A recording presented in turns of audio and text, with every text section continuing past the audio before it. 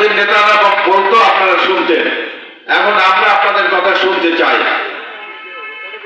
দীর্ঘদিন ধরে আপনারা বিভিন্ন অন্যায়, অত্যাচার, জুলুমের শিকার হয়েছেন। শেখ হাসিনা সরকার 2009 সালে ক্ষমতায় এসে বিএনপি নিধন কর্মসূচি পালন করেছিল। আমাদের নেত্রী বেগম খালেদা জিয়াকে একটা মিথ্যা মামলায় 6 বছর কারাবরণে রেখেছিল। আমাদের ভারপ্রাপ্ত চেয়ারম্যান জনাব তারেক রহমানকে একটা মিথ্যা মামলায় যাবজ্জীবন প্রদান করা হয়েছিল এবং দেশ থেকে বাধ্য করা হয়েছিল। আমাদের মহাসচিব মির্জা ফখরুল ইসলাম আলমগীর থেকে শুরু করে কেন্দ্রের সকল নেতার বিরুদ্ধে শতাধিক মামলা রয়েছে। আমরা এই পর্যায়ে, এই পাউলায় অসংখ্য নেতাকর্মী আমরা মামলা হামলার শিকার হয়েছি।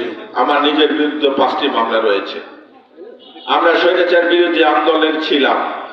এইসব মামলা, অন্যায়, অত্যাচার, জুলুম, নিপীড়ন করার একটাই উদ্দেশ্য, বিএনপিকে নিধন করা, যাতে করে সেই ফ্যাসিস্ট সরকার তার শাসন দীর্ঘায়িত করতে পারে।